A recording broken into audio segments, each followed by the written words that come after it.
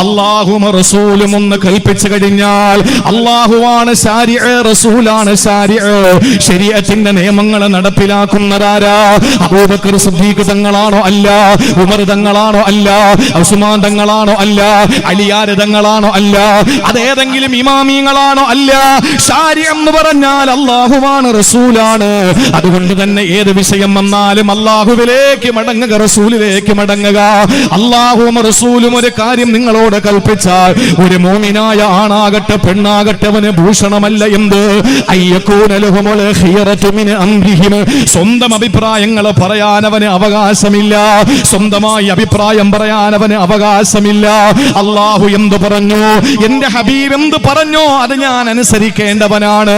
അങ്ങനെ അനുസരിക്കാതെ ഞാൻ ഏതെങ്കിലും ഒരു തീരുമാനത്തിലൊന്ന് ചേഞ്ച് വരുത്തിയാൽ, അല്ലെങ്കിൽ അല്ല പറഞ്ഞതിൽ ഞാൻ എന്തെങ്കിലും ഒരു നിരൂപണം കണ്ടെത്തിയാൽ, എന്റെ റസൂല് പറഞ്ഞതിൽ ഞാൻ എന്തെങ്കിലും നിരൂപണം കണ്ടെത്തിയാൽ, അതിന്റെ പേരല്ലേ സഹോദരങ്ങളെ നാസ്തികവാദം എന്നത്? അതിന്റെ മറ്റൊരു പേരല്ലേ നിരീശ്വരവാദം എന്ന് പറയുന്നത്? ജാമിദമാര്, ജസ്ലാമാട്, ശേരിമാര് ഇവിടെ താമസിക്കുമ്പോൾ, ഇവിടെ പ്രസംഗിക്കുമ്പോൾ അവരുടെ മുന്നിൽ നമ്മൾ പകച്ചു പോകുന്ന ചില സന്ദർഭങ്ങളുണ്ട്. ആയത്തുകൾ ഓതിയിട്ട് പ്രസംഗിക്കുമ്പോ പല ചെറുപ്പക്കാരും വന്നിട്ട് പറയുകയാണ്, ഇന്ന് ഇങ്ങോട്ട് വരുമ്പോ തന്നെ ഒരു ചെറുപ്പക്കാരൻ മെസ്സേജ് അയക്കുകയാണ്, യഥാർത്ഥത്തിൽ ഹിജാബ് ധരിക്കാൻ ഖുർആനിൽ പറഞ്ഞിട്ടുണ്ടോ? ഞാൻ ചോദിച്ചു, എന്താ നിങ്ങൾക്ക് സംശയമുള്ളത്? അത് ഇന്നവളുടെ പ്രസംഗം കേട്ടല്ലോ, അങ്ങനെ ഇല്ലെന്ന് ആയത്തോടുന്നല്ലോ. ഇങ്ങനെ പകച്ചു പോകുന്ന ഈമാൻ നമുക്ക് വേണ്ട മുസ്ലിമേ. അല്ലാഹു ഒരു കാര്യം പറഞ്ഞ, റസൂൽ ഒരു കാര്യം പറഞ്ഞ, അല്ലാഹുവിന്റെ ഖുർആൻ തന്നെ പറയുകയാണ്. സൂറത്തുൽ അഹ്സാബിന്റെ 36 36ാമത്തെ ആയത്തിൽ അല്ലാഹു പറയുകയാണ്, എന്താ അല്ലാഹു പറഞ്ഞത്? അയ്യകൂന ലഹുമുൽ ഖിയറതു മിൻ അംരിഹിം. അല്ലാഹുവിന്റെ കൽപ്പന, പ്രവാചകന്റെ കൽപ്പന വരുമ്പോൾ അതിനെ എതിര് പ്രവർത്തിക്കാം, നിരൂപണം കണ്ടെത്താൻ, അതിനെ ചേഞ്ച് വരുത്താൻ, അഡ്ജസ്റ്റ്മെന്റുകൾ ചെയ്യാൻ നിങ്ങൾ ആരും തയ്യാറാകല്ലേ എന്ന് പറഞ്ഞിട്ട് അല്ലാഹു പറയുകയാണ്, വമയ്യസില്ലാഹ വറസൂല. ആരാണോ അല്ലാഹുവിനോടും പ്രവാചകനോടും എതിര് കാണിക്കുന്നത്, ഫഖദ് ലല്ല ലലാലം മുബീനാ, അവന് പിഴച്ചുപോയെന്നാണ്, അവന് പിഴച്ചവരുടെ കൂട്ടത്തിലെന്നാണ്. സഹോദരങ്ങളെ, അല്ലാഹു നമ്മളെ കാത്തുരക്ഷിക്കട്ടെ. ഒരു സംശയവും പാടില്ല സഹോദരാ. ഏഴാകാശങ്ങളുടെ മുകളിൽ നിന്ന് സപ്തവാനങ്ങൾ താണ്ടിയിട്ട് ഇറാഖുരത്തിന്റെ അന്തരീക്ഷത്തെ കീറിമുറിച്ചുകൊണ്ട് റൂഹുൽ അമീനെ മലക്ക് ജിബ്രീൽ അലൈഹിസ്സലാം ഓതിക്കൊടുത്ത ആഗോള സംസ്കാര സംശുദ്ധ സിദ്ധാന്തം വിളിച്ചോതുന്ന വിശുദ്ധമായ ഖുർആൻ, ലോകം ദാഹിച്ചുകൊണ്ടിരുന്ന വിമോചന സരണിയാണ് ആ വിശുദ്ധമായ ഖുർആൻ. പുരാതന കാലത്തെ പ്രാകൃതന്റെ, പുരോഗമന കാലത്തെ പരിഷ്കൃതന്റെ മനോമുഖരത്തിൽ പരിവർത്തനത്തിന്റെ പടകത്തുനി മുഴക്കിയ വിശുദ്ധ ഖുർആനാ. എന്ന് വിളിക്കുന്ന അല്ലെങ്കിൽ പ്രാകൃത നിയമമെന്ന് പറഞ്ഞ് ആക്ഷേപിക്കുമ്പോൾ, അല്ലോ പുരാതന കാലത്ത് പ്രാകൃതന്റെയും പുരോഗമന കാലത്തെ പരിശുദ്ധന്റെയും മനോഹരത്തില് പരിവർത്തനത്തിന്റെ പടപ്പാട്ടുപാടിയ പരിശുദ്ധമായ ഖുർആന ലോകത്ത് ഇന്നും ആ വെല്ലുവിളി നിലനിൽക്കുന്നു. ഒരധ്യായം വേണ്ട, ഒരു സൂറ വേണ്ട, ഒരായത്ത് വേണ്ട, ഒരായത്തിന്റെ വരി വേണ്ട, ഒരു ഭാഗം വേണ്ട, ഒരക്ഷരം കൊണ്ടുവരാൻ നിങ്ങൾക്ക് കഴിയുമോ? ഇല്ല. അന്നത്തെ ഏറ്റവും വലിയ സാഹിത്യ പാട്ടുകൾ മുട്ടുമടക്കിയെങ്കിൽ ഇന്നത്തെ ജസ്ലമാർക്ക് കഴിയോ?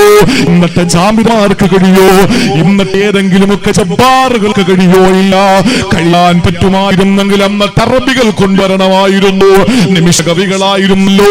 നൈമിഷികമായ സമയം കൊണ്ട് ആ അത്ഭുതങ്ങളുടെ കലവറ തീർക്കുന്ന കവിതകൾ ഉണ്ടാക്കിയിരുന്ന, അത്ഭുതങ്ങളുടെ കലവറൽ സൃഷ്ടിച്ചിരുന്ന കവികൾ ഉണ്ടായിരുന്നല്ലോ. മുട്ടുമടക്കിയില്ലേ? അവര് മുട്ടുമടക്കിയിട്ടവർക്ക് കഴിയൂല എന്ന് വിളിച്ചു പറഞ്ഞല്ലോ. അതുകൊണ്ട് വിശുദ്ധമായ ഖുർആൻ ഒരു തീരുമാനം പറഞ്ഞാൽ ആ തീരുമാനം നിന്റെ വസ്ത്രധാരണത്തിലാണെങ്കിലും നീ എന്ന് കഴിക്കണമെന്നതിലാണെങ്കിലും, എന്റെ മുസ്ലിം സഹോദരാ, എന്റെ മുസ്ലിം പ്രിയപ്പെട്ട പെങ്ങളെ, പന്നിയിറച്ചി ഹറാമാണെന്ന് ലഹ്മുൽ ഖിൻസീർ എന്നല്ല പറഞ്ഞാൽ, ലഹ്മുൽ ഖിൻസീർ എന്നല്ല പറയുമ്പോൾ അതിനെന്താ പ്രശ്നം? അത് കഴിച്ചാൽ ശാസ്ത്രം ഇങ്ങനെ പറയുന്നല്ലോ. ഇന്ന് കഴിച്ചെന്ന് പറഞ്ഞിട്ടും സംഭവിക്കാന പറഞ്ഞുകൊണ്ട് നീ ഇതിലെന്തെങ്കിലും ഒരു തീരുമാനം ചേഞ്ച് വരുത്തിയിട്ട് ഒരു പീസെങ്ങാനം നീ കഴിച്ചാൽ, കള്ളുകുടിയുടെ വിഷയം വരുമ്പോ നേരത്തെ ഞാൻ പറഞ്ഞതുപോലെ ഇത് വീര്യം കുറഞ്ഞ കള്ളല്ലേ എന്ന് പറഞ്ഞിട്ട് ഒരു തുള്ളി കള്ളനിന്റെ ആശയത്തിലേക്ക് നീ പറഞ്ഞു വിട്ട, അല്ല നിന്നെ പറ്റി പറഞ്ഞ വാക്കെന്താണ്? അള്ളാഹുവിനോടും റസൂലിനോടും എതിര് കാണിച്ചവനെന്ന് മാത്രമല്ല, ഫഖദ് ലല്ല ലലാലം മുബീൻ, നീ പിഴച്ചു പോയിരിക്കുകയാണ്. ശക്തമായ വഴിപിടക്കൽ. അള്ളാഹു നമ്മളെ കാത്തുരക്ഷിക്കട്ടെ. അതുകൊണ്ട് ഖുർആൻ എന്തു പറഞ്ഞു? അത് കൃത്യമായി നമ്മൾ മനസ്സിലാക്കണം. ആ ഖുർആൻ പറഞ്ഞത് എന്താണെന്ന് മനസ്സിലാക്കിയിട്ട്, ഹബീബായ സല്ലല്ലാഹു അലൈഹി വസല്ലം തങ്ങൾ എന്താണെന്ന് പറഞ്ഞത് മനസ്സിലാക്കിയിട്ട് അത് നമ്മൾ അനുസരിക്കണം.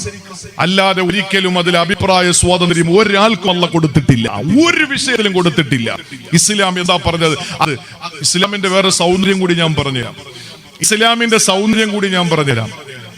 ഇസ്ലാം എന്തു പറഞ്ഞു അതിനപ്പുറം ഞാൻ നിൽക്കൂല എന്ന് വാശി പിടിക്കുന്ന ഒരാളോട് ഇത് മതേതര സങ്കല്പം, ജനാധിപത്യ സങ്കല്പമുള്ള സെക്കുലറിസം എന്ന് പറഞ്ഞ് അങ്ങനെ മനോഹരമായ വാക്കുകൾ കൊണ്ട് ഇന്ത്യ രാജ്യത്തിനെ മോടി പിടിപ്പിക്കാൻ, അതിന്റെ മഴവൽ മനോഹാരിതയ്ക്ക് മാറ്റുകൂട്ടാൻ വേണ്ടി ശ്രമിക്കുന്ന ആളുകൾ ചോദിക്കുന്നു, അങ്ങനെയാണെങ്കിൽ നിങ്ങൾ താമസിക്കുന്ന ഈ രാജ്യത്തെ നിയമങ്ങളെ വെല്ലുവിളിക്കുകയല്ലേ?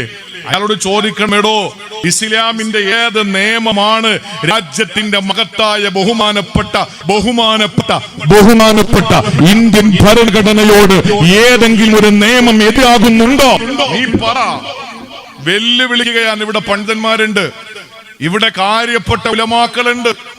അള്ളാഹു ജീവിച്ചിരിക്കുന്ന നമ്മുടെ സുന്നത്ത് ജമാഅത്തിന്റെ പണ്ഡിതന്മാർക്ക് അള്ളാഹു ദീർഘായുസ് കൊടുക്കട്ടെ. ഇവിടെ അള്ളാഹുവിന്റെ ആരിഫീങ്ങളായ ഔലിയാക്കളായ പണ്ഡിതന്മാരുണ്ട്. ആരിഫീങ്ങളായ പണ്ഡിതന്മാരുണ്ട്. അവർ ജീവിച്ചിരിക്കുന്നവരുമുണ്ട്, ഈ അടുത്ത സമയത്ത് മരണപ്പെട്ടവരുമുണ്ട്. എന്റെ പ്രിയമുള്ള സഹോദരങ്ങളെ, അതുകൊണ്ട് ഉലമാക്കളോട് ചെന്നിട്ട് നിങ്ങൾ ചോദിക്കണം. എന്തൊരു വിഷയത്തിൽ നിങ്ങൾക്ക് സംശയമുണ്ടെങ്കിലും ഇവിടത്തെ പണ്ഡിത പ്രസ്ഥാനങ്ങളോട് ചോദിക്കണം. നിഷ്കളങ്കമായി അവര് മറുപടി പറയണം. ഈ ഉമ്മത്തിനെ കബളിപ്പിക്കരുത്, പറയണം. രാഷ്ട്രീയ വ്യത്യാസങ്ങൾ മാറ്റിവെച്ച്, ഭൗതിക താല്പര്യങ്ങൾ മാറ്റിവെച്ച് വിശുദ്ധ ദീനിന്റെ കാതലായ മർമ്മം പറഞ്ഞു കൊടുക്കണം ഉമ്മത്തിന്. അത് പറഞ്ഞു കൊടുക്കാതെ ഒളിച്ചു കളിയാണ് നമ്മളെങ്കിൽ ഈ സമുദായം നശിച്ചു പോകും. ഒരു സംശയവും അക്കാര്യത്തിൽ വേണ്ട.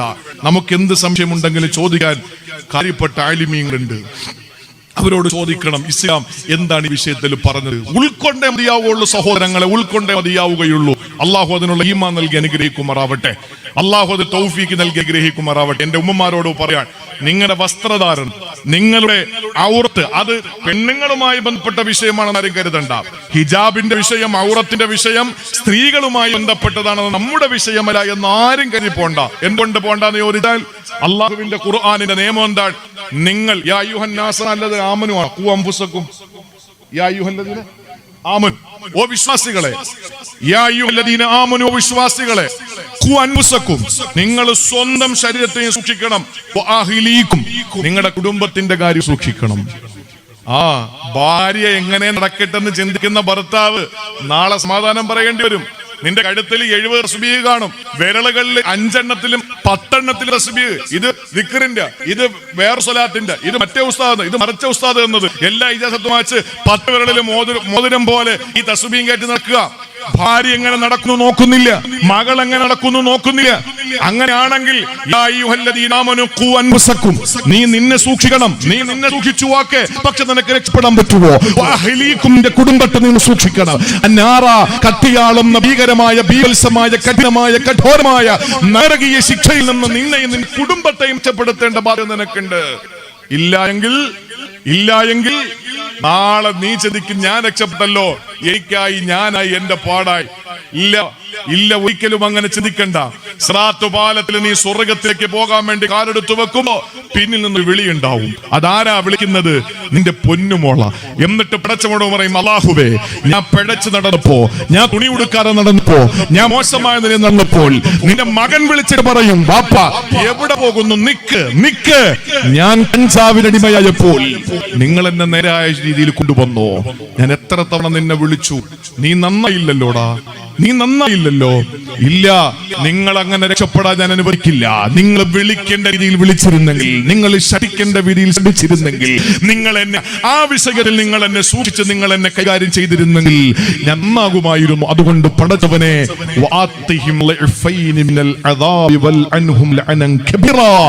അല്ലാഹുവിനോട് പറഞ്ഞത്, പടച്ചവനെ എനിക്ക് തരുന്നതിന്റെ ഡബിൾ ശിക്ഷ നീ അവനോട് പടച്ചവനെ. ബാപ്പാക്ക് കൊണ്ടല്ല, രക്ഷപ്പെടുമെന്ന് കരുതണ്ട. അതുകൊണ്ടാണ് എന്റെ അതുകൊണ്ട് നിങ്ങൾ എന്റെ സഹോദരിമാര്, നിങ്ങളെ ഒരു കുടുംബത്തിന്റെ ഏറ്റവും കാതലായത് ഈ നാടിന്റെ തൊളിക്കോടെന്ന് പറയുന്ന പ്രദേശത്തിന്റെ ഉത്ഥാന പതനത്തിന്, ഈ നാടിന്റെ ഉത്ഥാന പതനത്തിന് നിദാനം നിങ്ങളാണ്. എന്തുകൊണ്ടാണ്? നിങ്ങൾ നന്നായാൽ ഈ നാട് നന്നാകും. നിങ്ങളെല്ലാം മോശക്കാരെന്നല്ല ഞാൻ പറയുന്നത്, നിങ്ങൾ ആരും മോശക്കാരല്ല.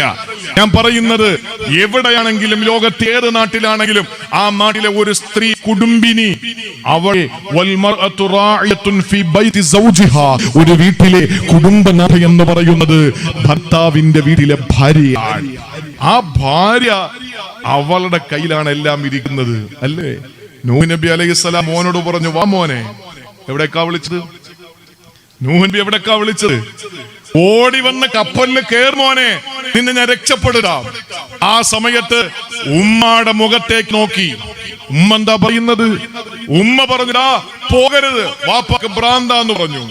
ആ സമയത്ത് നൂഹ് നബി അലൈഹിസ്സലാമിന്റെ പൊന്നുമോൻ പറഞ്ഞു, ഇല്ല, കൂടെ കിടക്കുന്നവർക്ക് ആ രാപ്പനി അറിയാ, നിങ്ങളുടെ ഭാര്യ എന്റെ ഉമ്മ പറയാ പോകരുതെന്ന്, നിങ്ങൾക്ക് ഭ്രാന്താണ്, അതുകൊണ്ട് ഞാൻ വരുന്നില്ല. കാന മിനൽ മുഗ്റഖിൻ, മുങ്ങിച്ചത്തുപോയി. ഇനി മറ്റൊരു പ്രവാചകൻ ഇബ്രാഹിം നബി മോനെ വിളിച്ചു, പൊന്നര മോനെ വാടാ. എവിടേക്കാ വാപ്പാ? എവിടേക്കാ? നിന്നെ കൊല്ലാൻ തീരുമാനിച്ചിരിക്കുക.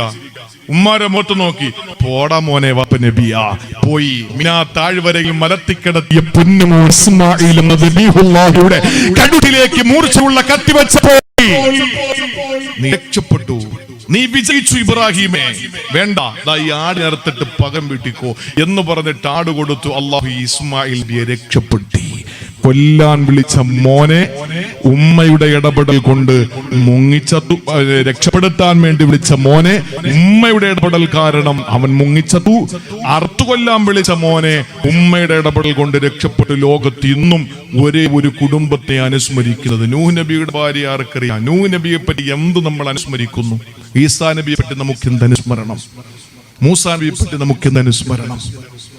ഇല്ല, ഒന്നുമില്ല. പക്ഷേ ഇബ്രാഹിം നബി എന്ന പിതാവും ഇസ്മായിൽ നബി എന്ന മകനും പിന്നെ ഹാജറ ബിബി എന്ന ആ ഉമ്മയും, ലഘു കുടുംബം, ചെറിയ കുടുംബം, അണു കുടുംബം. ആ ചെറിയ കുടുംബം, ഒരു വാപ്പ, ഒരു ഉമ്മ, ഒരു മോൻ, ആ ഒരു ചെറിയ ഇട്ടാവട്ടത്തിലുള്ള ആ ചെറിയ കുടുംബത്തെ എല്ലാ കൊല്ലവും നമ്മൾ സ്മരിക്കുന്നു, അല്ലേ? പോത്തിനെ അറുത്ത്, ആടിനെ അറുത്ത്, അന്ന് നല്ല വസ്ത്രം ധരിച്ച് നേരെ മക്കത്ത് എന്നാലോ ഒരു പെണ്ണാണ്, അവര് മോന് വെള്ളം എടുക്കാൻ വേണ്ടി ഓടിയ ഭാഗത്ത് ഓടൽ ഇന്ന് ഇബാദത്തായി മാറി. സഫാ മർവയിൽ അവര് മോന് വെള്ളം എടുക്കാൻ വേണ്ടി ഓടിയ ഓട്ടമാണ്, ആ ഓട്ടം തന്നെ ഇബാദത്താക്കി മാറ്റി. അപ്പൊ ആ നിലയിൽ അല്ലാഹു തആല ഉന്നതമായ നിലയിൽ കൊണ്ടുവന്നു. അതിന്റെ കാരണം എന്താണ്? ഒരു ഭാഗത്ത് ഉമ്മ നൂഹ് നബിയുടെ ഭാര്യ, ഒരു ഭാഗത്ത് ഇബ്രാഹിം നബിയുടെ ഭാര്യ. അതുകൊണ്ട് ഒരു നാട് നന്നാകാൻ പെണ്ണിനെ കഴിയും. അതുകൊണ്ട് സഹോദരിമാരെ, നമ്മുടെ ജീവിതത്തിൽ നമ്മളോട് ഖുർആൻ എന്തു പറഞ്ഞു? ആ ഒരു മൂല്യം നമ്മൾ കാത്തു സൂക്ഷിക്കണം. ആ ഒരു മൂല്യം നമ്മൾ കാത്തു സൂക്ഷിക്കണം. ഇവിടെ അൽഹംദുലില്ലാ നമ്മളെ സംബന്ധിച്ചിടത്തോളം ഞാൻ ഒരു കാര്യം തുറന്നു പറയാൻ, അത് ലൈവാണെങ്കിൽ അല്ലെങ്കിലും നമ്മുടെ മഹല്ല് ഇവിടെ സ്കൂളുണ്ടല്ലോ, അല്ലേ? അൽഹംദുലില്ലാ. എന്റെ ഓർമ്മ ശരിയാണെങ്കിലും നമ്മുടെ സമീപ പ്രദേശങ്ങളിൽ ആദ്യം ഉണ്ടായ സ്കൂളാണെന്ന് തോന്നുന്നു, അല്ലേ? ആദ്യം ഉണ്ടായ ഒരു ജമാഅത്തിന്റെ കീഴിലുള്ള ആദ്യ സ്കൂളാണെന്ന് തോന്നുന്നു, അല്ലേ പ്രസിഡന്റ് ആണെങ്കിലും, അല്ലേ? ആദ്യത്തെ സ്കൂളല്ലേ? അബ്ദുൽ കരീം ഉസ്താദ് ഇരിക്കുമ്പോഴാണ് ഇതിന്റെ പണി നടക്കുന്നത്. നമ്മുടെ മഹല്ലുകളിൽ നമ്മുടെ മക്കൾക്ക് നല്ല നിലയിൽ പഠിപ്പിക്കാനുള്ള സ്കൂളുകൾ ഇല്ലാതായി. നമ്മളതിനെപ്പറ്റി ചിന്തിച്ചില്ല. നമ്മുടെ മഹല്ലുകളിൽ അങ്ങനെ ഒരു സംവിധാനം നമ്മൾ ഒരുക്കിയില്ല. ഞാനൊരു വിഘടനം അല്ലെങ്കിൽ ഒന്ന് വിഘടിപ്പിക്കാൻ വേണ്ടി പറയുന്നതല്ല, ഞാനൊരു വർഗീയത വളർത്താൻ പറയുന്നതല്ല. ഞാൻ ചോദിക്കുന്നത്, നമ്മുടെ പള്ളികളില് നമ്മൾ വലിയ വലിയ മെഹ്റാബ് പണിയുന്നു, നമ്മൾ വലിയ മിമ്പർ പണിതു, നമ്മൾ വലിയ ബാത്റൂം ഉണ്ടാക്കി, ബാത്റൂമിൽ ടൈലൊട്ടിച്ചു, നമ്മൾ ഇമാമിന്റെ റൂം സൗകര്യപ്പെടുത്തി, കമ്മിറ്റി ഓഫീസുകൾ മിനുമിനുക്കി, നമ്മൾ അതൊക്കെ ദാനിട്ടു, AC വെച്ചു, ഫാൻ ഇട്ടു, ലൈറ്റ് ഇട്ടു, ഒക്കെ ചെയ്തു. നമ്മളൊരു സ്കൂൾ തുടങ്ങാൻ നമുക്ക് കഴിഞ്ഞില്ല. നമ്മുടെ മക്കൾക്ക് ഭൗതികവും ആത്മീയവും ആ ഒരു വിദ്യാഭ്യാസം സമന്വയിപ്പിച്ചു കൊടുക്കാൻ പറ്റുന്ന നിലയിലേക്ക് നമുക്ക് എത്താൻ കഴിഞ്ഞില്ല. ക്രൈസ്തവ മതവിശ്വാസികൾ അവരുടെ ചർച്ചുകൾ ചേർന്ന് സ്കൂളുകൾ സ്ഥാപിച്ചു. ഇന്ന് നമ്മുടെ സഹോദരിമാർക്ക് പഠിക്കാൻ ഒരു സ്ഥലമില്ലാത്തതിന്റെ പേരിൽ അള്ളാഹുവിന്റെ പരിശുദ്ധമായ ഖുർആൻ ഒരു മുസ്ലിം പെണ്ണിന് നൽകിയ അവളുടെ ആ മനോഹരമായ ഇസ്സത്ത് അത് ചോദ്യം ചെയ്യപ്പെടുന്ന അവസ്ഥയിൽ ഏവന്റെയെങ്കിലും മുമ്പിൽ ചെന്നിട്ട് തല തുറന്നു നിൽക്കേണ്ട ഒരു ഗതികേടിലേക്ക് നമ്മൾ അല്ലേ? ഇപ്പൊ എല്ലാ മഹല്ലുകളിലും എല്ലാ ജമാഅത്തുകളിലും സ്കൂളുകൾ കോളേജുകൾ തുടങ്ങിയിരിക്കാൻ നമുക്ക് വൈകി വന്ന ബുദ്ധിയാണ്. ഞാൻ പറഞ്ഞു വന്നത്, എന്റെ പ്രിയപ്പെട്ടവരെ, ഇന്ത്യയുടെ ഈ പരിശുദ്ധ ഇസ്ലാമിന്റെ മനോഹാരിത എന്ന് പറയുന്നത് ഇന്ത്യയുടെ മഹത്തായ ഭരണഘടനയിൽ ഏത് ഭരണഘടനയുടെ ഏത് അനുച്ഛേദം ഏത് വകുപ്പ് ഏതെടുത്ത് പരിശോധിച്ചാലും ഇസ്ലാം അനുസരിച്ച് ജീവിക്കുന്ന ഒരാൾ രാജ്യദ്രോഹിയാകില്ല. മുസ്ലിമായ ഒരാളുടെ ഇബാദത്തിൽ ഏതോ ആവട്ടെ 5 നേരം പള്ളിയിൽ നിസ്കരിക്കണം. മതപരമായി നമ്മളെ ഇത് നമ്മുടെ ദീൻ പഠിപ്പിച്ചതാ, ഇസ്ലാം നമ്മെ പഠിപ്പിച്ചതാ. നിങ്ങൾ അല്ലെങ്കിൽ പറഞ്ഞു തന്നാൽ മതി ഏത് കാര്യത്തിലാണ് നമ്മുടെ ഭരണഘടനയുമായി എതിരാകുന്നത് എന്ന് നിങ്ങൾ പറയും. ധൈര്യമായിട്ട് പറഞ്ഞോളൂ. നമ്മുടെ നാട്ടിലെ പറഞ്ഞോളി, ഇൻഷാ അല്ലാഹ് എനിക്ക് നമുക്ക് പഠിക്കാനും അവസരമായി, നമുക്ക് തിരുത്താനും അവസരമായി. നിസ്കരിക്കാൻ പള്ളിയിൽ പോകുന്നതിന് ഇന്ത്യൻ ഭരണഘടന വിലക്കുണ്ടോ? ഇല്ല. പരിശുദ്ധം റമളാനിലെ 30 ദിവസം നോമ്പ് പിടിക്കുന്നതിന് ഇന്ത്യൻ ഭരണഘടന എതിരാവുന്നുണ്ടോ? ഇല്ല. ഇവിടെ ബലിയിറക്കുന്നതിന്, ഇവിടെ പോത്തിനെ ഇറക്കുന്നത്, സാക്ഷാൽ പോത്തിനെ അല്ലെങ്കിൽ കാളയെ ഇറക്കുന്നതിന്, ഇവിടെ ആടിനെ ഇറക്കുന്നതിന് ഇവിടെ എവിടെയെങ്കിലും ഇന്ത്യൻ ഭരണഘടന എതിരാകുന്നോ? ഇല്ല.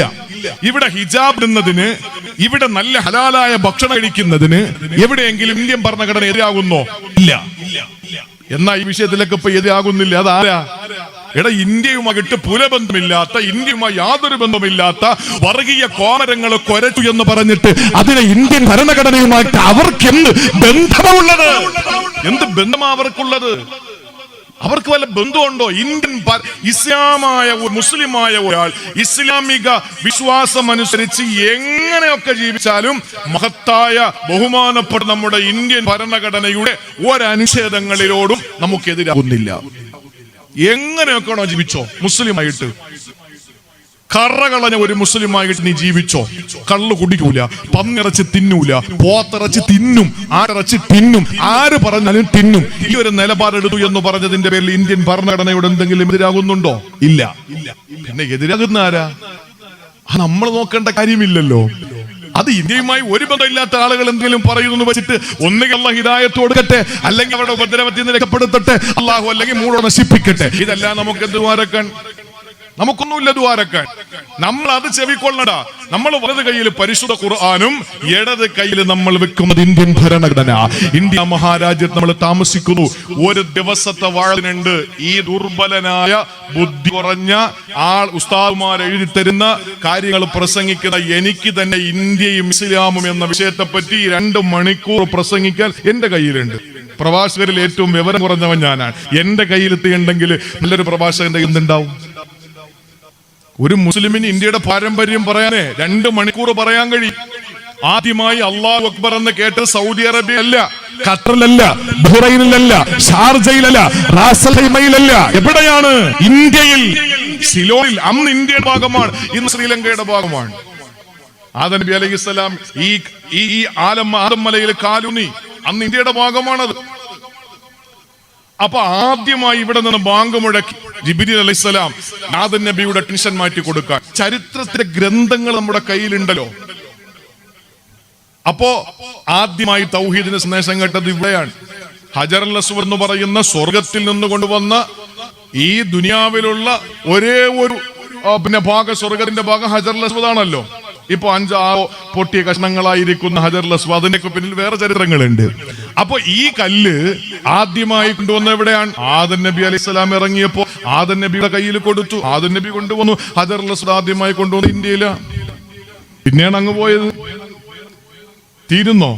4 മൂലകളുള്ള പരിശുദ്ധമായ കഅബ, റുക്നുൽ യമാൻ, റുക്നുൽ ഷാമി, റുക്നുൽ ഇറാഖ്. അത് കഴിഞ്ഞിട്ട് പിന്നെ ഒരു മൂല ഉണ്ട്, റുക്നുൽ ഹജർ. ഇറാഖികൾ ഇറാഖിന്റെ ഭാഗത്തുള്ളവർ റുക്നുൽ ഇറാഖിലേക്കും, ഷാമിന്റെ ഭാഗത്തുള്ളവർ റുക്നുൽ ഷാമിലേക്കും, യമനിന്റെ ഭാഗത്തുള്ളവർ റുക്നുൽ യമാനിലേക്കും തിരിഞ്ഞ് നിസ്കരിക്കുമ്പോ ഈ പരിശുദ്ധമായ ഹജറുൽ അസ്വദിലേക്ക് തിരിഞ്ഞ് നിസ്കരിക്കുന്നത് റുക്നുൽ ഹിന്ദി. ഇന്ത്യയുടെ റുക്ൻ എന്ന് പറയുന്നത് റുക്നുൽ ഹജർ, ഹജർ അസ്വദ് ഇരിക്കുന്ന ഭാഗമാണ്. ആ ഒരു ഭാഗ്യം നമുക്കല്ലേ ഉള്ളത്. നമ്മൾ ഇവിടെ നിന്ന് പരിശുദ്ധ കഅബയിലേക്ക് തിരിയുമ്പോൾ നമ്മൾ നേരെ തിരിയുന്നത് 4 മൂലകളുള്ള കഅബ ഷരീഫിന്റെ ഹജറുൽ അസ്വദ് ഇരിക്കുന്ന മൂലയിലേക്കാണ് നമ്മൾ തിരിയുന്നത്.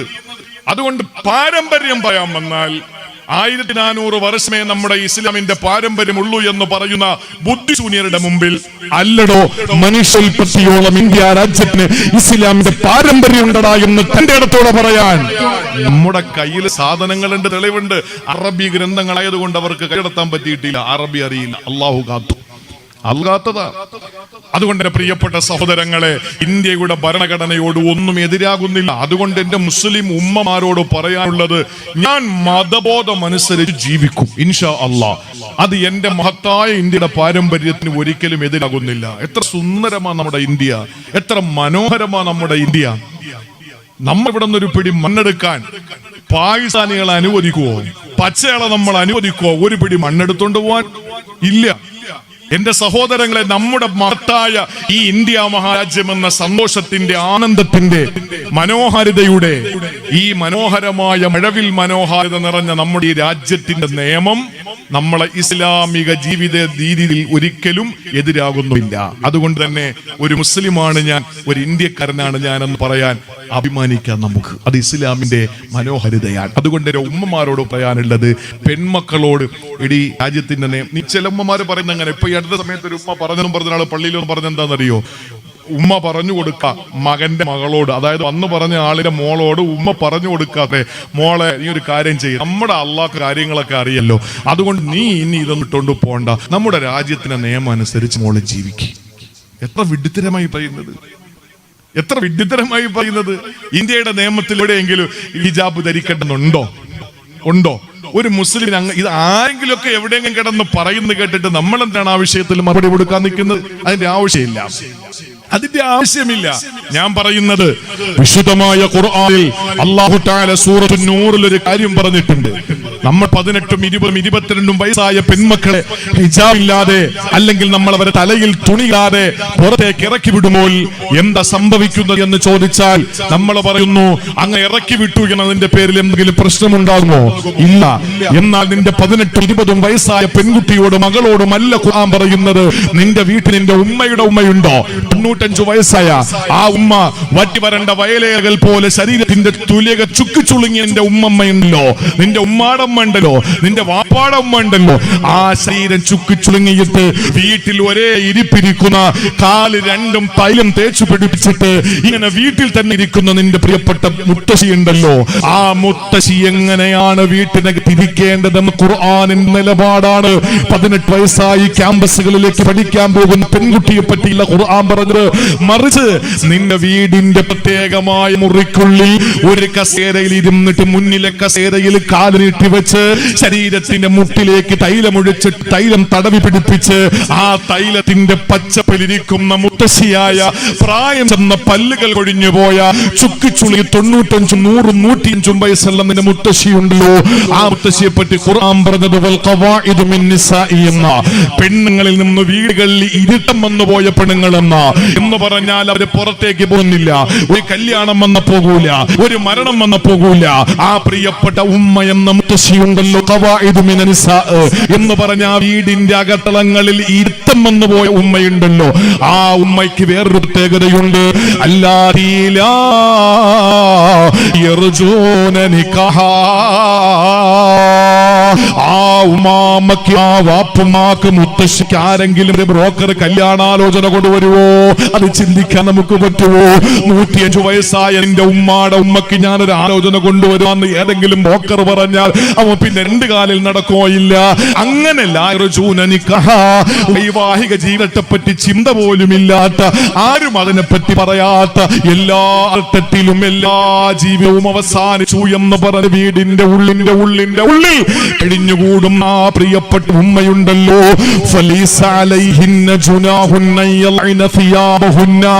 അവരുടെ വസ്ത്രത്തിൽ നിന്ന് ഏതെങ്കിലും ചില ഭാഗങ്ങൾ വെളിവാക്കുന്നത് കൊണ്ട് കുഴപ്പമില്ല. അവരുടെ വസ്ത്രങ്ങളിൽ, അവർ ധരിച്ചിരിക്കുന്ന വസ്ത്രങ്ങളിൽ നിന്ന് ചില ഭാഗങ്ങളെ അങ്ങോട്ട് അഴിച്ചു വെക്കുന്നതിൽ കുഴപ്പമില്ല. അവരുടെ തലയിൽ കിടക്കുന്ന തട്ടമാണോ, അല്ല ശരീരത്തിരിക്കുന്ന കുപായമാണോ, അതല്ല അവരിട്ടിരിക്കുന്ന കല്ലിമുണ്ടാണോ, അത് അഴിച്ചു മാറ്റുന്നതിന് പ്രശ്നമല്ല എന്ന് ഖുർആൻ ഖുർആൻ പറഞ്ഞിട്ട് ഒരു ആശങ്ക വരാതിരിക്കാൻ, ഒരു സംശയം ഉണ്ടാകാതിരിക്കാൻ വ്യക്തമായി ഖുർആൻ പറഞ്ഞു. എന്താ പറഞ്ഞത്? ഗൈറ മുതബർരിജാത്തിൻ ബിസിനാ, അവരുടെ അഴക് വെളിവാകാത്ത നിലയിൽ. സുബ്ഹാനല്ലാഹ്. 115 വയസ്സായ ഉമ്മയ്ക്കും തഴകാവുള്ളത്, 90 വയസ്സുള്ള ഉമ്മാമയ്ക്കും തഴകാവുള്ളത്, 98 വയസ്സുള്ള വാപ്പുമ്മാക്കും തഴകാവുള്ളത്. അവരുടെ ശരീരം പറ്റി വരേണ്ട വയലേലകൾ പോലെ ചുക്കി ചുളുങ്ങിയതല്ലേ, അവർക്ക് വൈവാഹിക ജീവിതം നിഷേധിക്കപ്പെട്ടതല്ലേ. ഈ നിലയിൽ കഴിയുന്ന ഖവായിദു മിനൻ നിസായ വീട്ടിൽ ഇരുത്തുമെന്ന് പോയ ഉമ്മാമയ്ക്കും കല്യാണം. എന്താണ് അവരെ പറ്റി പറയുക? ആ ഉമ്മാമയുടെ ശരീരത്തുള്ള വസ്ത്രമൊന്നും നീക്കുന്നതിന് പ്രശ്നമല്ല എന്ന് പറഞ്ഞിട്ട് അല്ലാഹു പറയുന്നു. ഏത് നിലയിലാണ്? അവരുടെ അഴക് വെളിവാകാൻ പാടില്ല എന്ന് പറഞ്ഞാൽ, ഏതെങ്കിലും ഒരു 20 വയസ്സുള്ള ആളാണെന്ന് തോന്നിപ്പിക്കുമ്പോൾ, അല്ലെങ്കിൽ 20 വയസ്സുള്ള ആളാണെന്ന് സങ്കല്പിക്കുമ്പോൾ അവർ കാണിച്ചാൽ, അവർ പുറത്ത് കാണിച്ചാൽ എന്താണോ സൗന്ദര്യമുള്ളത് അത് ഈ ഉമ്മയ്ക്കും പുറത്ത് കാണിക്കാൻ പാടില്ല. 25 വയസ്സായ മുത്തശ്ശിയുടെ 25 വയസ്സുള്ള പേരക്കുട്ടി അവള് പുറത്തിറങ്ങുമ്പോൾ എവിടെയൊക്കെ കാണിക്കുന്നു, എന്നൊക്കെ പുറത്തു കാണുന്നു, അതൊക്കെ സൗന്ദര്യമായി എണ്ണപ്പെടുന്നത് എന്താണോ അത് ഈ ഉമ്മാമയും അടച്ചു വെക്കണമെന്ന് അല്ലാഹുവിന്റെ പരിശുദ്ധ ഖുർആൻ. എന്നിട്ട് ഒന്നുകൂടി പറയുന്നു,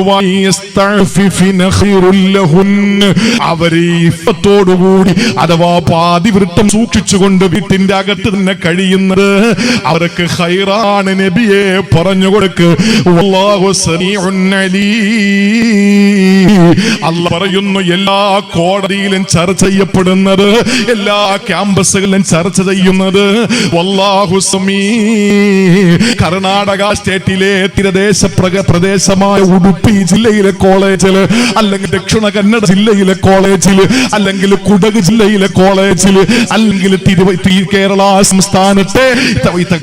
സംസ്ഥാനത്തെ കോഴിക്കോടിന്റെയും വയനാടിന്റെയും ബോർഡറായ, വയനാടിന്റെയും വയനാടിന്റെയും കോഴിക്കോടിന്റെയും ബോർഡറായ മാനന്തവാടിയിലെ ഏതെങ്കിലും ഒരു കോളേജിന്റെ ഉള്ളില് അവരുടെ സ്റ്റാഫ് റൂമിൽ ഇരുന്നു കൊണ്ട് അവിടുത്തെ കന്യകകളായ, അല്ലെങ്കിൽ കന്യകകളാണെന്ന് പറയുന്ന ആ ക്രിസ്ത്യാനികളായ സഹോദരിമാര് അവർ പറയുന്ന സംസാരം വല്ലാഹു സമീ, അത് അല്ലാഹു കേട്ടുകൊണ്ടിരിക്കുകയാണ്.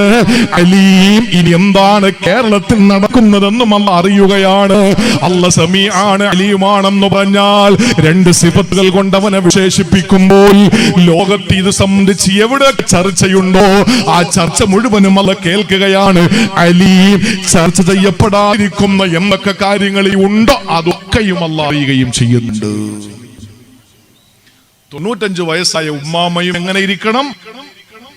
അവർ ഔറത്തൊക്കെ മറച്ച് പള്ളിയിലെ ഉസ്താദ് വരുന്ന പോലെ എങ്ങനെയാണ് ഇരിക്കുന്നത്? 95ഉം 90ഉം 100ഉം വയസ്സായ ഉമ്മാമ്മമാര് അവരും തലമുടിയൊക്കെ മറച്ച് മര്യാദക്ക് ഇങ്ങനെ വീട്ടിലിരിക്കണം. അതാണ് അവർക്ക് ഉത്തമം. അപ്പൊ 18 വയസ്സിന്റെ കാര്യം പറയണോ? അപ്പൊ സഹോദരിമാരെ, ഇസ്ലാം നിങ്ങളോട് പറഞ്ഞത് എന്താ? നിങ്ങളോടല്ല, 95 വയസ്സായ ഉമ്മ ഖവായിദു മിനൻ നിസാഇനോടും പറഞ്ഞത്, വീട്ടിൽ വൃദ്ധർക്ക് എന്തെല്ലാം ആനുകൂല്യം ഇസ്ലാം കൊടുക്കുന്നുണ്ട്. വൃദ്ധക്ക് എന്തെല്ലാം ആനുകൂല്യം ഇസ്ലാം കൊടുക്കുന്നുണ്ട്. നോമ്പ് പിടിക്കണ്ട. വൃദ്ധരായ ഒരാളെ സംബന്ധിച്ചിടത്തോളം ആരോഗ്യ പ്രശ്നമുണ്ട്, ഗ്യാസിന്റെ പ്രശ്നമുണ്ട്, അല്ലെങ്കിൽ ഷുഗറിന്റെ പ്രശ്നമുണ്ട്, ഇല്ലെങ്കിൽ BP യുടെ പ്രശ്നമുണ്ട്, ഇല്ലെങ്കിൽ വിശപ്പിന്റെ അസുഖമുണ്ട്. അങ്ങനെയുള്ള അസുഖമുള്ള ആളുകളൊക്കെ ഉണ്ട്. വിശപ്പിന്റെ അസുഖമുള്ള ആളാണ്, ദാഹത്തിന് പ്രശ്നമുണ്ട്. ഇങ്ങനെയൊക്കെയുള്ള ആളുകളാണെങ്കിൽ വൃദ്ധക്കാണല്ലോ ഇങ്ങനെയുള്ള അസുഖം വരിക. നിങ്ങൾ എന്ത് ചെയ്യണ്ട? നോമ്പ് പിടിക്കണ്ട. പകരം ഒരു മുദ്ദരി കൊടുക്കണം.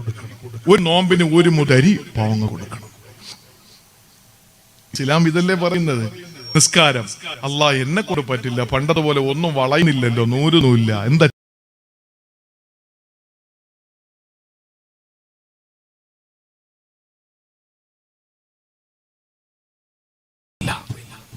ഒതുവെടുക്കാൻ പറ്റുന്നില്ല, എന്ത് ചെയ്യാം? അതിനും ഇസ്ലാം പഠിപ്പിച്ചു, അതിനുള്ള മാർഗങ്ങൾ തുറന്നു കൊടുത്തു. ഇത്ര ഇത്രയും ആനുകൂല്യങ്ങള്. നീ 90 വയസ്സായ ഉപ്പാപ്പ പള്ളിയിൽ ബാങ്കൊക്കെ ഒന്ന് പോകാൻ വലിയ ആഗ്രഹം, പക്ഷെ മുട്ടിന് സുഖമില്ല, സ്റ്റെപ്പ് കയറാൻ പറ്റുന്നില്ല. വേണ്ട, ആരോഗ്യമുള്ളവൻ പള്ളിയിൽ പോയോ? പോയി. ഞാൻ ഇമാമിന്റെ വലതു ഭാഗത്തേനെ ഉണ്ടായിരുന്നു. ഓരോ ദിവസവും മുടങ്ങിയില്ലല്ലോ. ഇല്ല, അൽഹംദുലില്ലാ. നീ പോയതുപോലെ അള്ളാഹു നിന്റെ നന്മയുടെ പുസ്തകത്തിൽ എഴുതി പിടിപ്പിക്കും. നീ ജമാഅത്തിന് നിസ്കരിച്ചതായിട്ട് എഴുതി പിടിപ്പിക്കും, ഒരു സംശയമില്ല. അപ്പൊ ഇത്രയും ആനുകൂല്യം വൃദ്ധർക്ക് അല്ല കൊടുക്കുമ്പോഴും അല്ല പറഞ്ഞെന്താണ്? ഖവായിദു മിനൻ നിസാ എന്ന് പറഞ്ഞാൽ വീട്ടിലിരിക്കുന്ന ഇരുത്തം വന്ന ഉമ്മ, നിങ്ങള് മാനം മര്യാദയ്ക്ക് മറക്കേണ്ടതൊക്കെ മറച്ചിട്ട് ഇരിക്കണം. അവരെ കണ്ട ആർക്കാ വികാരം തോന്നുക? ആർക്കാ അവരെ കണ്ടാൽ എന്തെങ്കിലും വൈകാരികത തോന്നുക? ആർക്കും തോന്നൂല. പക്ഷെ എന്താ പറഞ്ഞത്? അതൊന്നും ഒരു പ്രശ്നമല്ല. എന്റെ ഇസ്ലാമിന്റെ അങ്ങനെ ഒരു ഉമ്മാമ 95 വയസ്സായ എന്റെ വാപ്പാടമ്മ വീട്ടിൽ ഞാൻ അങ്ങനെ പുറത്തിറക്കാതെ ഇരിക്കുന്നു എന്ന് വെച്ചിട്ട് ഇന്ത്യയുടെ നിയമത്തിന് എന്തെങ്കിലും പ്രശ്നം ഉണ്ടാവോ? ഇല്ല. ഇതല്ലേ ഇസ്ലാം പറയുന്നുള്ളൂ. അപ്പൊ ഈ നിലയിൽ നമ്മുടെ ജീവിതത്തിൽ നമ്മൾ എന്ത് ചെയ്യണം? ചിട്ടപ്പെടുത്തണം. എന്റെ അള്ള എന്തു പറഞ്ഞു, എന്റെ ഹബീബ് എന്തു പറഞ്ഞു, അതിനപ്പുറത്ത് വേറെ ഒരു ചിന്തയും എനിക്ക് വേണ്ട. അതെന്റെ ഇന്ത്യയുടെ പാരമ്പര്യമുള്ള ഈ ഭരണഘടനയോട് എതിരാകുന്നുമില്ല. അപ്പൊ എത്ര സുന്ദരമാണ് നമ്മുടെ മതം. അൽഹംദുലില്ലാ, അള്ളാഹു നമ്മളെ മുസ്ലിമാക്കിയത് ഏറ്റവും അഭിമാനിക്കും. അള്ളാഹു നമ്മളെ, ഒരു മനുഷ്യൻ പറയുന്ന ഏറ്റവും നല്ല വാക്ക് ഏതാണ്? ഞാനൊരു കമ്മ്യൂണിസ്റ്റുകാരനാണ് എന്ന് ഞാൻ പറയുന്നതാണോ? ഞാനൊരു കോൺഗ്രസ്സുകാരനാണ്, ഞാനൊരു മുസ്ലിം ലീഗുകാരനാണ്, ഞാനൊരു പോപ്പുലർ ഫണ്ടുകാരനാണ്, ഞാനൊരു ദക്ഷിണക്കാരനാണ്, ഞാനൊരു സമസ്ത പ്രവർത്തകനാണ്, ഞാനൊരു AP കാരനാണ്, ഞാനൊരു മുജാഹിദുകാരനാണ്, ഞാനൊരു തബ്ലീഗുകാരനാണ്, ഞാനൊരു ജമാഅത്ത് ഇസ്ലാമിക്കാരനാണ്. ഇതൊക്കെ പറയുന്നതാണോ ഭൂമിയിലെ ഏറ്റവും നല്ല വാക്ക്? അല്ല. വമൻ അഹ്സനു ഖൗലൻ മിമ്മൻ ദഅ ഇലല്ലാഹി വഅമില സാലിഹൻ വഖാല ഇന്നനി മിനൽ മുസ്ലിമീൻ. ഞാനൊരു മുസ്ലിമാനടാ എന്ന അഭിമാനത്തോടെ പറയുന്നതിനേക്കാൾ നല്ല വാക്ക് പറയുന്നവൻ ആരുണ്ടടാ എന്നാ ഖുർആൻ ചോദിക്കുന്ന അല്ലാഹു. അപ്പൊ ഏറ്റവും മനോഹരമായ വാക്ക് ഞാനൊരു മുസ്ലിമാണ് എന്ന് പറയലാണ്. എങ്ങനെ മരിക്കണം? ലാ തമൂതുന്ന ഇല്ലാ വഅൻതും മുസ്ലിമൂൻ. നിങ്ങൾ മുസ്ലിമായിട്ടല്ലാതെ മരിക്കരുത്. അല്ലാഹ് തന്ന നിഅമത്തിൽ ഏറ്റവും വലുതേതാ? സുന്ദരിയായ ഭാര്യയല്ല, ഓടിക്കളിക്കുന്ന മക്കളല്ല, യാത്ര ചെയ്യുന്ന വാഹനമല്ല, കിടന്നുറങ്ങുന്ന വീടല്ല, നമ്മുടെ പള്ളിയല്ല, നമ്മുടെ സ്ഥാപനങ്ങളല്ല, നമ്മുടെ ബിസിനസ്സുകളല്ല, നമ്മുടെ സംവിധാനങ്ങളല്ല. ഏറ്റവും വലിയ നിഅമത്ത് നമ്മളെ മുസ്ലിമാക്കി. ആരും ചോദിച്ചില്ല. അള്ളാഹുടെ ആരെങ്കിലും ചോദിച്ചോ? നമ്മൾ ഒന്നും ചോദിക്കാതെ അള്ളാഹു മുസ്ലിമാക്കി. അൽഹംദുലില്ലാ, നമ്മൾ മുസ്ലിമായി. അപ്പൊ നമ്മൾ ഏറ്റവും വലിയ നിഅമത്ത് നമ്മളെ മുസ്ലിമാക്കിയത്. എങ്ങനെ മരിക്കണം? മുസ്ലിമായിട്ട് മരിക്കണം. ഏറ്റവും നല്ല വാക്കേത്? ഞാനൊരു മുസ്ലിമാണെന്ന് പറയുന്നതാണ്. അത് ഇന്ത്യയുടെ പാരമ്പര്യത്തിനോ എന്തെങ്കിലും കോട്ടമുണ്ടോ? ഒരു കോട്ടോ ഇല്ല. അപ്പൊ നമ്മൾ മുസ്ലിമും ഇന്ത്യക്കാരനുമായി ഇവിടെ ജീവിക്കണം. ഒരു കയ്യിൽ ഖുർആൻ, മറുകൈയിൽ ഭരണഘടന. അള്ളാഹു അതിന് തൗഫീക്ക് നൽകി അനുഗ്രഹിക്കുമാറാവട്ടെ. എന്ത് പ്രതിസന്ധി വന്നാലും ഞാനൊരു മുസ്ലിമാണ്. ഉറക്കെ പറഞ്ഞോ, ഉറക്കെ പറഞ്ഞോ. അള്ളാഹു ആ ഒരു നിലയിലേക്ക് നമ്മളെ കൊണ്ടെത്തിച്ചെങ്കിൽ എന്റെ പ്രിയപ്പെട്ട സഹോദരിമാരോട് ഒരു കാര്യം ഞാൻ പറയുകയാണ്. ഇവിടെ തുണി അഴിപ്പിക്കാൻ നാളെ കേരളത്തിൽ വരില്ല എന്ന് ആർക്കും പറയാൻ കഴിയില്ല. ആർക്കും പറയാൻ കഴിയില്ല. ഞാൻ ഒരാളെ കുറ്റപ്പെടുത്തുന്നല്ല. എന്റെ പ്രസംഗത്തിൽ അങ്ങനെ ആരെയും കുറ്റപ്പെടുത്തിയിട്ടില്ല, കുറ്റപ്പെടുത്തിയെന്ന് തോന്നുന്നെങ്കിൽ നിങ്ങൾ ക്ഷമ ചോദിക്കുകയാണ്. ഞാൻ അങ്ങനെ നിങ്ങൾ തെറ്റിദ്ധരിച്ചതാ, എന്റെ കുഴപ്പമില്ല. ആരെയും കുറ്റം പറയുന്നതല്ല. ഇവിടെ മാനന്തവാടി സ്കൂളിലെ ഒരു അധ്യാപിക പറയുന്നു, ഇവിടെ ഹിജാബ് ധരിച്ച് കയറ്റാൻ പറ്റില്ല. അവരിട്ടിരിക്കുന്നതോ സുന്ദരമായ ഹിജാബ്. ഹിജാബൊക്കെ ഇട്ട് പർദ്ദ പോലത്തെ അവരുടെ കന്യാസ്ത്രീകളുടെ വസ്ത്രം അണിഞ്ഞിട്ട് പറയാണ് ഇവിടെ കയറ്റാൻ പറ്റൂല. എന്താ പ്രശ്നം? നിങ്ങളുടെ തലയിൽ കിടക്കുന്ന തുണിയാ. എന്താ ഈ ലോകം? ഒന്ന് ചിന്തിച്ചു നോക്കി സഹോദരങ്ങളെ, ഒന്ന് ചിന്തിച്ചു നോക്കിയേ. എന്താ ഇത് ഐഡന്റിറ്റി അല്ലേ? ഒരു മുസ്ലിം പെണ്ണിന്റെ ഐഡന്റിറ്റി അല്ലേ ഈ പറയുന്നത്? അത് ഞാൻ വരുന്നുണ്ട്, ഞാൻ പറയാം. അപ്പൊ ഇത് നമ്മളെ കൊണ്ട് അഴിപ്പിക്കുന്നത് ആരാണ്? അതുകൂടെ നമ്മൾ തിരിച്ചറിഞ്ഞിരിക്കണം. ഇതാരാണ് നമ്മളെ കൊണ്ട് അഴിപ്പിക്കുന്നത്? ഇത് ഖുർആൻ പറഞ്ഞതാണ്. ഇത് പിൽക്കാലത്തും ഈ ഖിയാമത്ത് നാൾ വരെ നിങ്ങളുടെ തലയിൽ കിടക്കുന്ന തുണി അഴിപ്പിക്കാൻ ആളുണ്ടാകുമെന്ന് ഖുർആനിൽ അല്ലാഹ് പറഞ്ഞു. അവരാരാണെന്നും പറഞ്ഞു. ആരാണ് തുണി അഴിപ്പിക്കുന്നത്? ഇവിടെ നമ്മുടെ ഗവർണർ പറഞ്ഞു, മനുഷ്യരെ അള്ളാഹു സൗന്ദര്യം കൊടുത്ത, ദൈവം കൊടുത്ത സൗന്ദര്യം കാണിക്കാനുള്ളതാണ്. പിന്നെ എന്തിനാ കോട്ടിടുന്നത്? എയർപോർട്ടിലൊക്കെ തുണിയില്ലാതെ അങ്ങ് പോയാൽ പോരെ? ആൾക്കാരെല്ലാം കണ്ടോട്ടെ സൗന്ദര്യം. എന്താ ഈ പറയുന്നത്? ഒന്നും മനസ്സിലാകുന്നില്ല നമുക്ക്. ഇത് നമ്മൾ സ്വപ്നമാണോ കാണുന്നതെന്ന് പോലും നമുക്ക്. മനുഷ്യന് ശരീരം കൊടുത്ത, സൗന്ദര്യം കൊടുത്തത് എല്ലാവരെയും കാണിക്കാനാണ്. പിന്നെ എന്തിനാ കോട്ടിടുന്നത്? പിന്നെന്തിനാ സൂട്ടും കോട്ടും ഒക്കെ ധരിക്കുന്നത്? പിന്നെന്തിനാ ടൈ കെട്ടുന്നത്? ഒന്ന് മനസ്സിലാക്ക്. കോളേജിലെ അധ്യാപികമാര് പറയുന്നു, ആണും പെണ്ണും ഒരു വസ്ത്രം ധരിച്ചു ഇവിടെ വന്നാൽ മതി. എല്ലാരും പെണ്ണുങ്ങൾ ആൺകുട്ടികൾ പാവാട ധരിച്ചു വാ. എന്നാ ഞാൻ ചോദിക്കട്ടെ, ഈ പറയുന്ന ഈ ചേച്ചിക്ക് അല്ലെങ്കിൽ താത്താക്ക്, ഈ അധ്യാപികക്ക് നാളെ മുണ്ടും ഷർട്ടും ഇട്ടുകൊണ്ട് സ്കൂളിൽ പോയാൽ എന്താ പ്രശ്നം? അത് പറ്റൂല. അത് നല്ല കോട്ടൺ സാരിയെ കൊടുത്തേ പോവുള്ളൂ. കുട്ടികൾ എന്ത് വേണം? അവരങ്ങനെ ഒരുപോലത്തെ വസ്ത്രം ധരിച്ചു വന്നാൽ മതി. അപ്പൊ ഒരുപോലത്തെ മൂത്രപ്പുര, ഒരുപോലത്തെ വസ്ത്രം, എല്ലാം ഒരുപോലെ.